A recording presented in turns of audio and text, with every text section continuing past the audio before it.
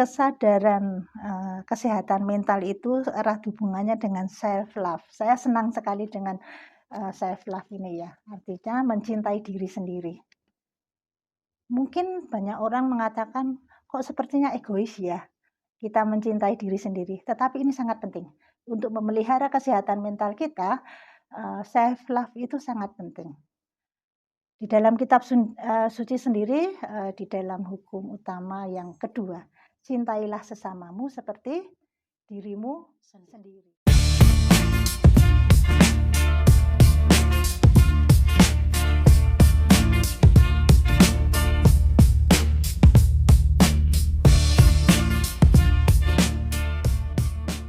Halo teman-teman IKMK dan sahabat muda Katolik dimanapun kalian berada. Apa kabar hari ini? Semoga baik-baik aja dan selalu dalam lindungan Tuhan ya.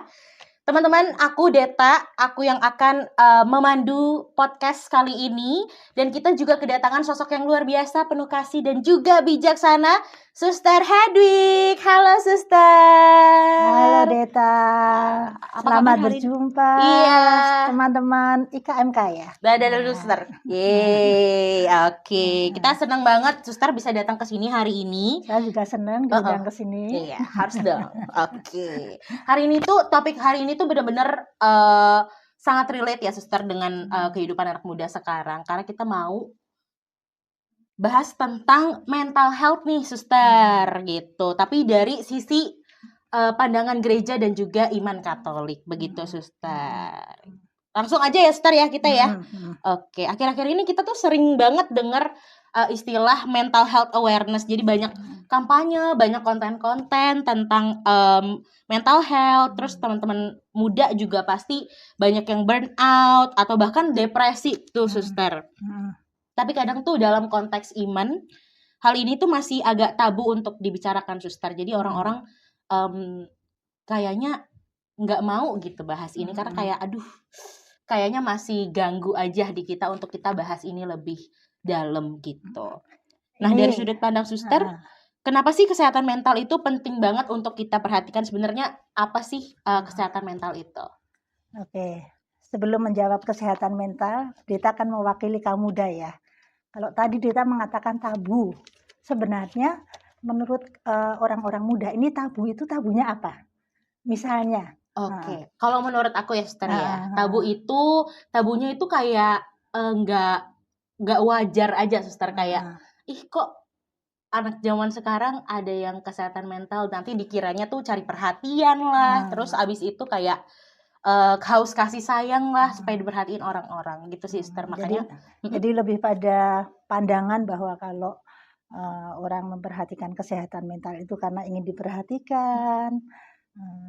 Ya, salah satu mungkin dari sisi sosial masyarakat, apakah tabu itu yang dimaksud tabu seperti apa selain itu? Biasanya orang-orang yang memang punya gangguan kesehatan mental itu biasanya agak dikucilkan gitu Suster. Dia tidak bisa bergaul, lalu sama society ditolak, di-reject gitu sih biasanya. Ya, betul. Seringkali masalah kesehatan mental itu tabu untuk dibicarakan. Karena itu tadi ada pandangan, kalau orang yang gangguan mental itu pasti orang yang diganggu setan lah, kerasukan setan lah, atau itu pandangan-pandangan orang zaman dulu ya. Lalu dianggap orang yang, apalagi kalau ke rumah sakit jiwa ya, orang yang nggak waras lalu dikucilkan dari masyarakat. Lalu bisa jadi juga dari diri sendiri merasa malu ya ketika orang mengalami gangguan mental untuk jujur ngomong, wah nanti aku pandangan orang seperti apa. Lalu memalukan keluarga kalau saya seperti ini. Jadi banyak hal yang memang betul kalau tadi Dita mengatakan ini hal yang tabu untuk dibicarakan. Tetapi saat ini kesadaran kesehatan mental itu sangat penting untuk kita semua. Artinya dalam pandangan gereja ini sangat penting karena gereja memandang bahwa kesehatan mental itu sangat penting sekali ya. Bahwa kesehatan kita itu tidak hanya secara fisik tetapi juga secara emosi, secara psikis dan secara sosial. Bahkan kalau kita melihat dari kisah Tuhan Yesus sendiri ya, Tuhan Yesus itu peduli, menyembuhkan orang dari berbagai macam, sakit ya. Ada yang sakit lumpuh, ada yang sakit, karena buta, sakit pendarahan, bertahun-tahun, waktu itu dianggap orang yang, dianggap berdosa. Orang kusta dikucilkan, dianggap orang yang berdosa, lalu juga orang yang kerasukan setan. Tuhan Yesus menyapa mereka semua, Tuhan Yesus peduli dan, menyembuhkan. Nah, ini juga artinya sebenarnya juga panggilan kepada kita, warga gereja umat, Katolik ini juga, memiliki kepedulian terhadap, kesehatan mental. Tuhan Yesus sudah memberi contoh ini, bagaimana, kita, memelihara, menerima semua orang, dengan berbagai macam situasi fisik dan mentalnya. Oke, berarti memang penting untuk kita ya teman-teman untuk Mhm, tetap menerima teman-teman yang mungkin punya, mhm, gangguan mental atau apa, tetap menerima dan mhm. support ya Suster ya, Iya, begitu. Dan mhm, penting juga, menjaga kesehatan mental diri sendiri karena itu juga salah satu, bentuk kita untuk merawat jiwa kita, merawat diri kita gitu ya. betul. Kalau, Mhm. kita melihat di dalam kitab suci, ini sebenarnya dasarnya dari kitab Kejadian bab 1 ayat 27, bahwa, kita semua itu adalah secitra dan serupa dengan Allah. Kita adalah gambar Allah. Lalu di dalam surat Rasul Paulus di situ juga dikatakan bahwa tubuh kita ini adalah bait Allah. Artinya penting bagi kita untuk, memperhatikan tubuh kita yang ada di dalam diri kita itu adalah Roh Kudus yang, penjelmaan dari Allah sendiri yang ada di dalam diri kita. Maka kita juga wajib untuk memelihara, kesehatan tubuh kita termasuk mental kita. Lalu kalau Dita tadi, mengatakan bagaimana pandangan, kita terhadap teman-teman yang mengalami, gangguan mental. Gereja sangat, memperhatikan hal ini. Dengan dasar itu tadi ya, bahwa kita masing-masing itu adalah secitra dan serupa dengan Allah. Kita berharga di hadapan Allah. Siapapun kita, bahkan saudara-saudari kita, teman-teman kita yang mengalami gangguan mental itu sangat berharga di hadapan Allah. Maka kita pun juga pantas untuk, mencintai mereka, memperlakukan mereka ya semartabat dengan kita, karena mereka memang sama dengan kita. Kita semua berharga di hadapan Tuhan. Oke, Mhm, keren banget insight-nya. mhm, Oke, ini nih, Suster, ada satu, apa ya, satu kata-kata gitu ya, mhm, satu kata-kata di kalangan, kita kaum muda, kadang kita tuh dengar komentar tuh kayak gini, "Kalau misalnya kamu rajin doa pasti nggak perlulah mhm, ke psikolog," atau, "Kalau kamu ke psikolog pasti kamu nggak pernah doa ya, kamu kurang doa nih," gitu. Padahal mhm, realitanya memang teman-teman kaum muda itu mungkin banyak, depresi atau mhm, burnout atau karena tekanan akademik atau kondisi mhm, keluarga dan lain-lain, itu kan banyak faktornya ya, Sister, mhm, ya. mhm. Dan, mereka, ngerasa butuh bantuan profesional dan mereka mencari itu gitu. Sebenarnya gimana sih pandangan gereja soal, mencari bantuan ke profesional tentang, Mhm. kesehatan mental ini? Nah, sekarang, yang perlu kita pahami lebih lanjut mengenai gangguan mental sendiri ya. Artinya kalau ada pandangan bahwa, "Kamu tuh rajin berdoa, kenapa kamu datang ke psikolog?" Atau dianggap bahwa kalau kamu datang ke psikolog berarti kamu nggak beriman pada Tuhan. Nah, ini artinya, wawasannya perlu diperluas ya, bahwa gangguan mental, depresi, stres, kecemasan, tidak semua berasal dari bahwa karena saya tidak dekat dengan Tuhan. Jadi kita, perlu mengenal ya penyebab gangguan jiwa, ada banyak penyebabnya. Bisa jadi karena memang sakit fisik, karena, kelainan syaraf juga bisa, karena genetik juga bisa, karena masalah-masalah, yang dihadapi misalnya tadi tekanan, ketika kuliah, karena, di tempat pekerjaan yang banyak pekerjaan, lalu tekanan sosial, di masyarakat, lalu juga, bisa jadi karena penyakit tertentu yang lalu mempengaruhi, syaraf-syaraf di dalam otak lalu menyebabkan itu, gangguan jiwa atau dalam situasi-situasi tertentu, bisa menyebabkan gangguan jiwa. Jadi tidak selalu bahwa gangguan mental itu selalu bahwa karena saya tidak percaya kepada Tuhan. Kalau memang itu berasal dari ada saraf otak yang, mengakibatkan emosi kita lalu tidak terkontrol, mengakibatkan beberapa bagian fungsi, tubuh kita yang tidak bisa jalan, nah itu lalu yang, perlu, disembuhkan. Maka sangat penting ketika kita mengalami atau ada orang atau saudara kita yang mengalami gangguan mental, memang ya seharusnya dibawa ke psikolog atau ke psikiater untuk melihat bagaimana penanganan selanjutnya untuk bisa disembuhkan. Tidak semua gangguan mental itu bisa disembuhkan dengan doa. Ya, mungkin ada beberapa yang terapinya itu dengan cara berdoa, tetapi ada beberapa gangguan mental, ya itu tadi kalau misalnya itu berhubungan dengan fisik, ya fisiknya yang disembuhkan. Bahkan kalian teman-teman mahasiswa ini kalau kalian banyak tugas, kejar tayang ya, kurang tidur. Situasi tubuh kita yang capek karena kurang tidur, karena tekanan banyak tugas-tugas itu juga menyebabkan lalu emosi tidak stabil, mudah marah, lalu stres. Nah, kalau seperti ini kan tidak selalu ketika kita berdoa lalu masalahnya selesai. Kadang kita nggak sadar bahwa dalam situasi seperti ini maka butuh profesional yang membantu. Sebenarnya situasimu sekarang seperti apa? Kita masing-masing sebenarnya mampu untuk mengerti, menyembuhkan diri kita sendiri. Tugas kami psikolog itu biasanya hanya membantu untuk menemukan masalah-masalah kalian itu apa. Lalu di situ baru bisa, oh sumber masalah saya ini. Ternyata saya karena kurang istirahat, karena terlalu memikirkan masalah ini terlalu berlebihan sehingga membuat saya stres, membuat saya depresi, membuat saya cemas. Nah, disinilah fungsi psikolog atau psikiater. Sebenarnya psikiater itu kalau sudah memang perlu obat ya, artinya sudah gangguannya itu perlu diatasi dengan obat itu baru ke psikiater. Tetapi kalau masih bisa dengan kita selesaikan bersama dengan psikolog, yaitu saya kira cukup dengan psikolog ya. Jadi kalau pergi ke psikolog atau ke psikiater itu bukan berarti bahwa saya tidak percaya pada Tuhan. Justru karena saya percaya kepada Tuhan yang bisa membantu saya saat ini melalui psikolog atau psikiater. Sama ketika kita sakit fisik kita. Ketika kita sakit fisik kita kan kita pergi ke dokter.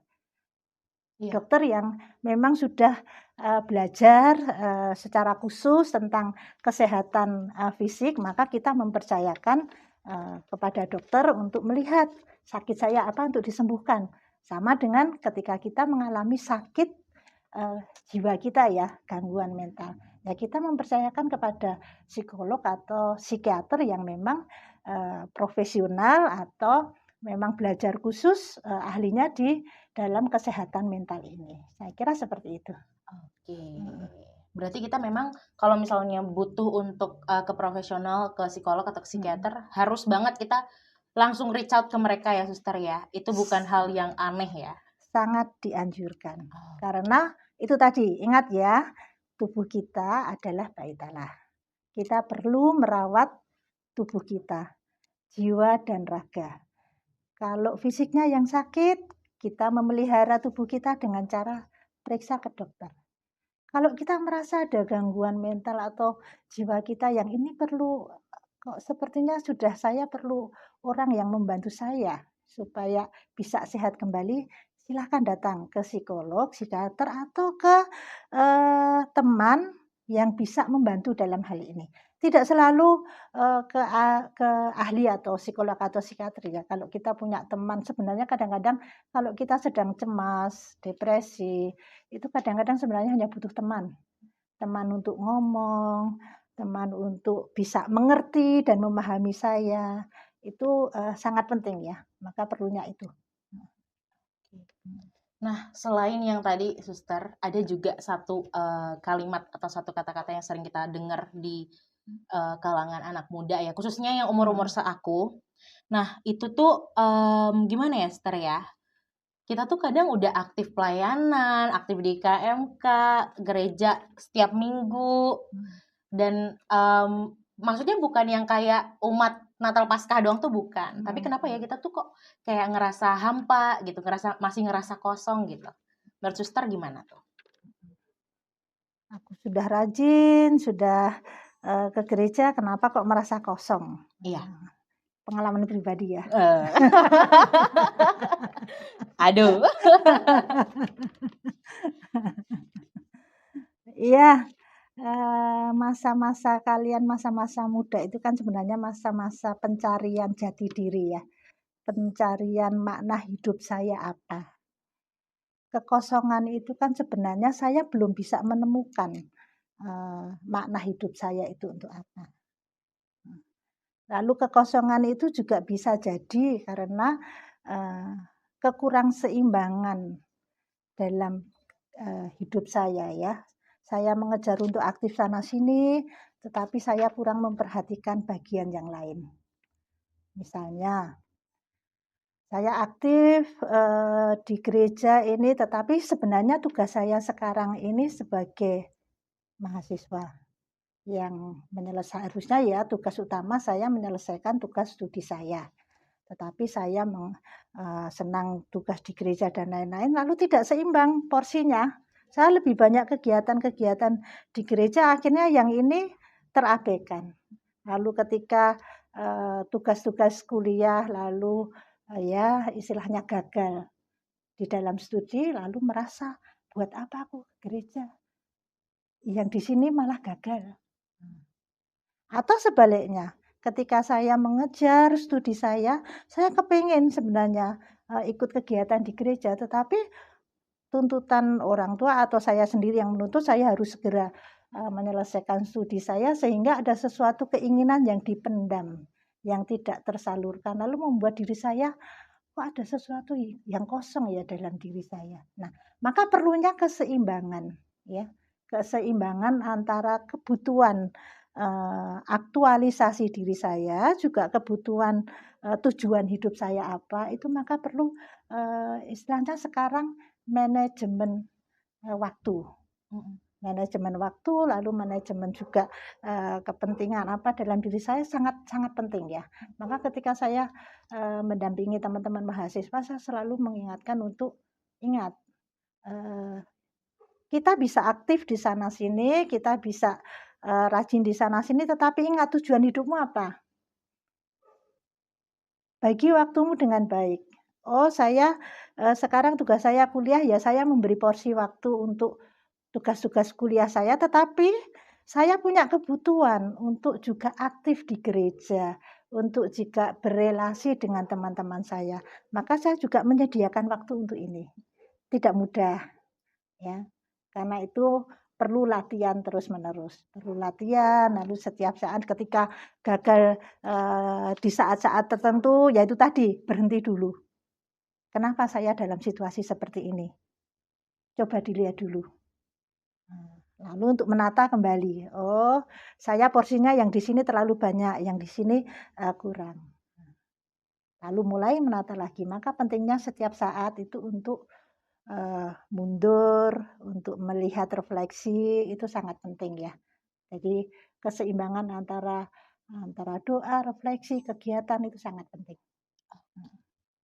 Ya berarti memang Nah. nggak harus ngejar ini itu ya Suster ya, kita boleh juga istirahat bentar untuk bermain bersama Oh teman-teman. penting. Penting ya itu ya Suster ya? Ya. Ini penting, untuk kesadaran, kesehatan mental itu erat hubungannya dengan self love. Saya senang sekali dengan, self love ini ya, artinya mencintai diri sendiri. Mungkin banyak orang mengatakan, "Kok sepertinya egois ya, kita mencintai diri sendiri?" Tetapi ini sangat penting. Untuk memelihara kesehatan mental kita, self love itu sangat penting. Di dalam kitab suci sendiri, di dalam hukum utama yang kedua, cintailah sesamamu seperti dirimu sendiri. Kita nggak akan bisa mencintai orang lain kalau kita belum mencintai diri sendiri. Dan di sini, sebenarnya hukum yang pertama apa kalau kita ingat? Cintailah Tuhan Allahmu dengan segenap hatimu dan segenap akal budimu. Artinya yang pertama-tama adalah kita mencintai Tuhan Allah. Lalu, mencintai diri sendiri artinya 3 aspek penting ya. Mencintai Tuhan Allah, lalu mencintai diri sendiri seperti Tuhan mencintai kita. Ini penting ya. Kita merasa kita tadi, secitra serupa dengan Allah. Kita dicintai Allah, bahwa kita berharga. Maka kita, mencintai Tuhan Allah, lalu mencintai diri kita sendiri seperti Allah mencintai kita. Ini dasarnya. Kalau kita tidak pernah merasakan kasih Allah, cinta Allah akan sulit untuk mengalami, untuk bisa mencintai diri sendiri. Maka ini penting ya, pengalaman dicintai Allah. Entah itu lewat orang tua, entah itu lewat teman-teman, entah itu lewat siapapun yang pernah berperan dalam hidup kita penting. Pengalaman dicintai. Kita nggak akan bisa mencintai orang lain kalau kita tidak punya pengalaman dicintai. Nah, mencintai diri sendiri seperti kita dicintai Allah. Ketika kita bisa mencintai diri sendiri, baru kita bisa mencintai orang lain. Syarat utama ini. Kalau kita nggak mencintai diri kita sendiri, sangat sulit untuk bisa mencintai orang lain. Yang ada malah menuntut orang lain, ya. Kalau kita cenderung untuk menuntut diri kita, saya harus berhasil, saya harus bisa ini, bisa itu. Tanpa disadari kita akan menuntut orang lain seperti itu. Maka kalau kita mencintai diri, kita akan mudah juga untuk mencintai orang lain. Ini aspek penting ya. Maka self love itu sangat penting. Mencintai diri sendiri, salah satunya dengan tadi kalau kita mengatakan bermain itu penting. Oh, penting sekali. Me time itu sangat penting ya. Tubuh kita, jiwa kita enggak bisa kita force terus. Kadang-kadang memang kita butuh untuk mundur itu tadi, untuk memberi waktu untuk rileks ya. Maka me time sangat penting. Sangat harus diperhatikan ya. Jangan 1 minggu semuanya untuk kegiatan, untuk macam-macam yang dikejar, tetapi perhatikan tubuh ini butuh istirahat. Jiwa ini juga butuh istirahat. Tuhan Yesus sendiri juga memberi contoh ya. Tuhan Yesus berkarya menyembuhkan di mana-mana. Tetapi di dalam kitab suci dikatakan juga Tuhan Yesus mundur sejenak.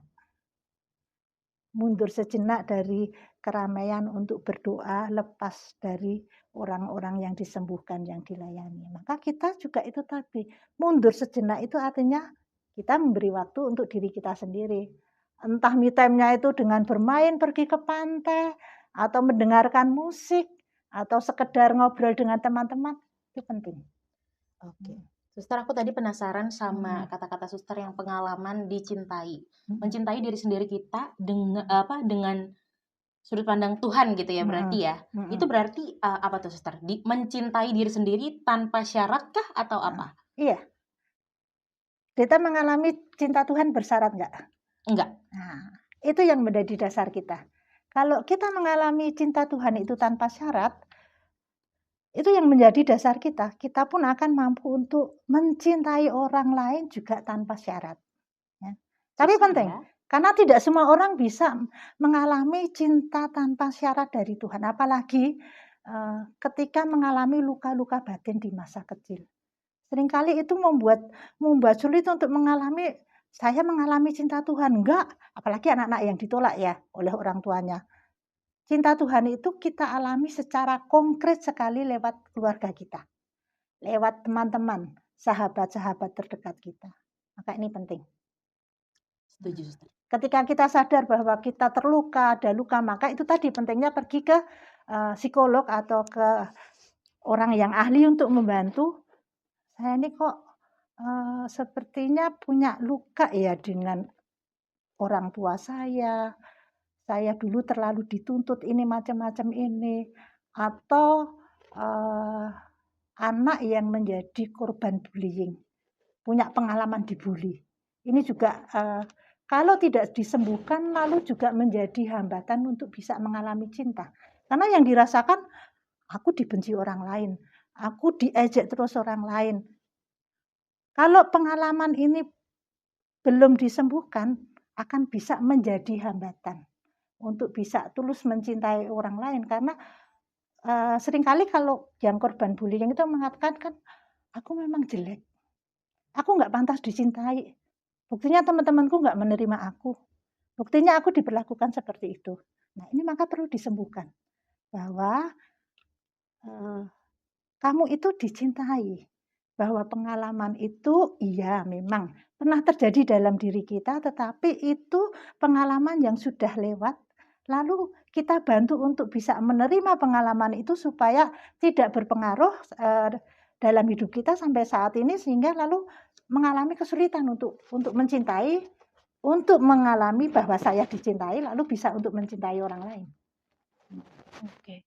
Suster, ada satu hal yang menarik sebenarnya. Ini tadi Suster bilang peran teman-teman, peran keluarga itu sangat-sangat berpengaruh ya untuk kesehatan mental diri kita sendiri, apalagi di umur-umur segini ya kan ya. Lalu sebenarnya gimana sih Suster cara untuk kita menjadi teman yang baik atau menjadi keluarga yang baik untuk teman-teman di luar sana yang mungkin struggling diem-diem, kan biasanya teman-teman yang punya gangguan mental itu biasanya cenderung menutup diri dan mereka minder, mereka tidak mau keluar, lalu mereka tidak mau bersosialisasi gitu. Gimana sih kita supaya kita lebih peka dan lebih bisa nge-reach out mereka yang sedang struggling gitu? Di dalam keluarga ya, misalnya kalian punya adik atau punya saudara lah, biasanya anak ini ceria, kok tiba-tiba jadi pendiam ya, tiba-tiba suka menyendiri. Nah, ini sudah tanda-tanda sebenarnya ya. Artinya ketika sudah di luar dari kebiasaan yang biasanya, dia anaknya periang, dia anaknya suka cerita, dia anaknya itu pokoknya menyenangkan, tiba-tiba lalu menjadi agak pendiam. Ketika kita kumpul keluarga kok juga nggak mau, ketika biasanya dia pulang dari sekolah itu banyak cerita macam-macam, kok anak ini tidak mau cerita. Nah, ini juga sebenarnya sudah menjadi tanda-tanda, ada apa? Maka perlu pendekatan, ya. Anak atau orang yang mengalami masalah atau gangguan mental itu perlu kepercayaan kepada orang lain ya. Maka perlu penerimaan, didekati, diusahakan bagaimana anak itu atau teman itu bisa bercerita. Ketika adik kita atau teman kita mulai menceritakan pengalaman masalah-masalahnya, yang perlu diingat adalah dengarkan dengan baik. Ya. Didengarkan, ditampung dulu masalahnya apa. Tidak perlu banyak diberi nasihat, apalagi diadili. Oh, karena kamu gini. Oh, misalnya nih anak saya dibully di sekolah, anak laki-laki nggak berani, harus dilawan gini. Nah, dengarkan dulu, tampung masalahnya apa. Kadang-kadang mereka itu hanya kepengen untuk ada orang yang bisa memahami dia. Memahami bahwa aku bermasalah, memahami bahwa aku butuh teman ketika dalam situasi seperti ini. Langkah pertama ya, dengarkan, pahami, terima dengan baik. Seringkali tidak perlu dengan banyak nasihat-nasihat atau ya istilahnya apalagi menghakimi, jangan sampai ya ketika ada teman atau saudara keluarga kita yang bermasalah lalu kita sudah mulai dengan memasukkan nilai-nilai penghakiman, nggak akan mau cerita lagi. Sudah pasti akan menutup diri. Maka penting merasa saya diterima, saya punya teman, sangat penting. Oke, berarti memang penting untuk kita menjadi tempat aman ya, teman-teman Suster ya, Betul. bagi mereka yang mungkin sedang kesulitan, yang mungkin lagi depresi atau stres gitu. Berarti kita jadi tempat aman, kita menerima, penting untuk kita menerima, tidak menghakimi, begitu ya, Suster ya. Oke, berarti sebenarnya kalau itu kan peran sahabat-sahabat dan juga keluarga. Sebenarnya peran gereja gimana, Suster? Seperti yang Deta katakan tadi ya, peran gereja adalah memberikan tempat yang aman bagi mereka, bagi kita semua umat Allah, baik yang sehat maupun yang sakit fisik maupun sakit mental. Gereja akan menjadi tempat yang aman bagi mereka semua, menerima mereka semua apa adanya, karena masing-masing dari kita siapapun adalah berharga di hadapan Tuhan. Ini penting ya. Artinya kita berharga di hadapan Tuhan dengan situasi apapun dalam diri kita, maka diharapkan gereja menjadi tempat yang aman bagi mereka. Gereja adalah kita semua ya, umat Allah. Jadi kita pun juga punya kewajiban untuk menjadi tempat yang aman bagi mereka, saudara-saudara kita maupun teman-teman kita. Ini panggilan untuk kita semua. Kalau kita mengatakan gereja, kita bagian dari gereja.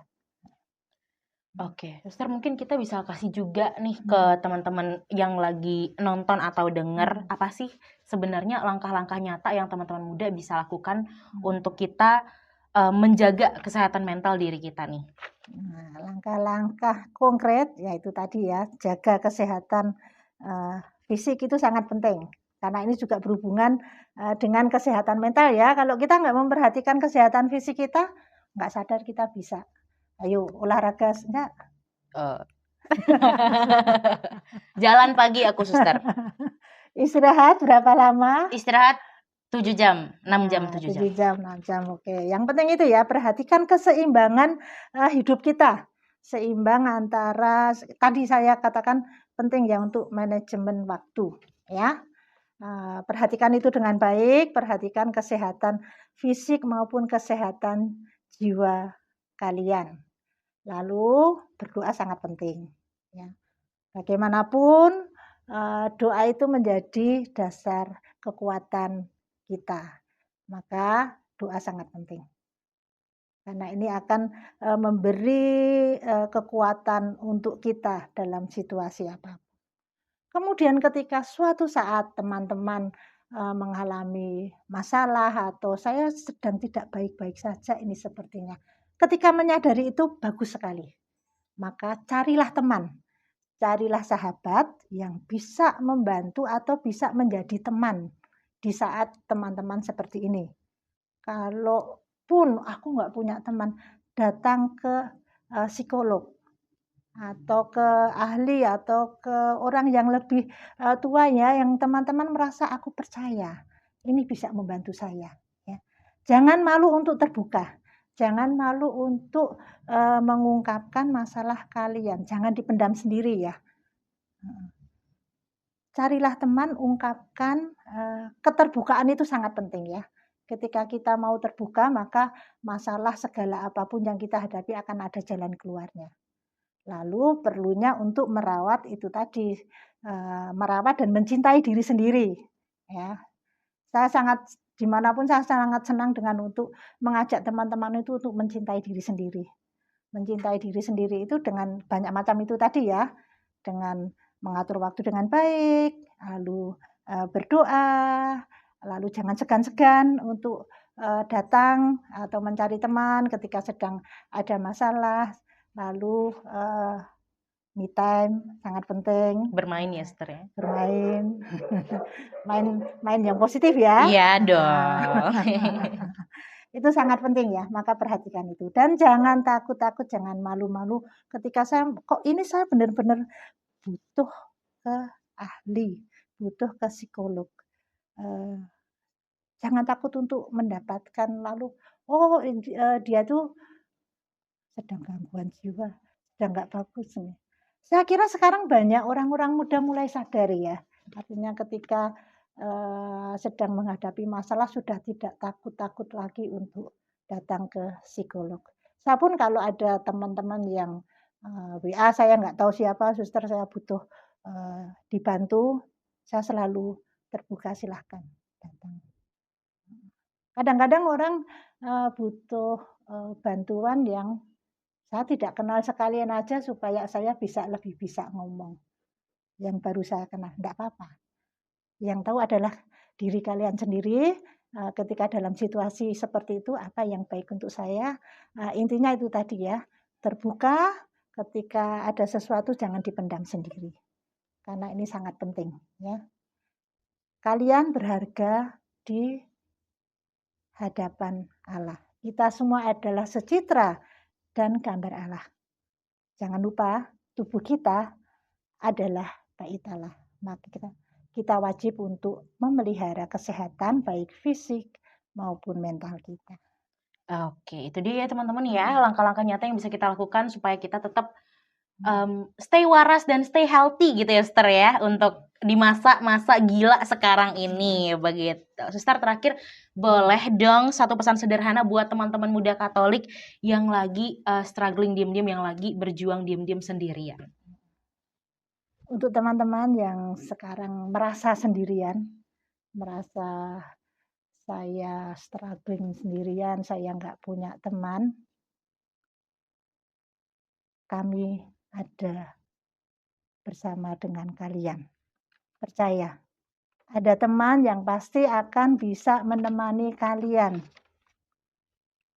Carilah teman atau orang tua atau orang terdekat yang bisa membantu kalian. Atau cari psikolog.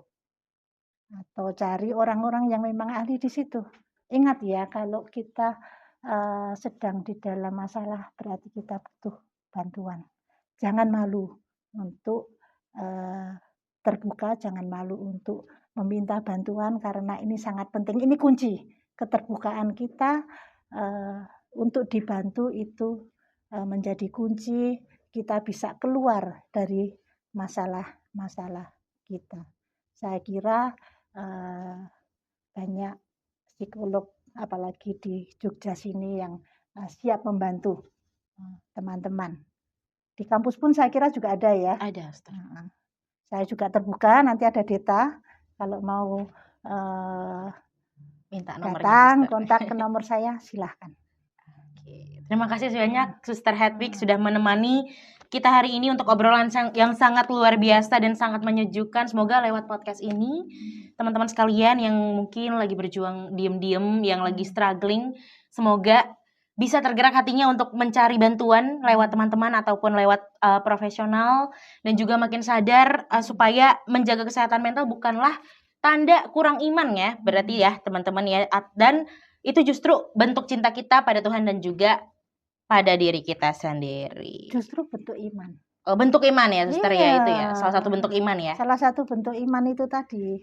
Maka sangat penting ya. Iya. Kalau tadi saya ralat ya, bukan karena kurang beriman, tapi karena saya sungguh beriman, saya percaya kepada Tuhan yang akan membantu saya, yang akan menyembuhkan saya, maka saya minta bantuan tuh. Iman itu bisa dikonkretkan dengan kalau sakit kan ke dokter. Iya. Saya beriman dokter ini yang menjadi alat Tuhan untuk menyembuhkan saya.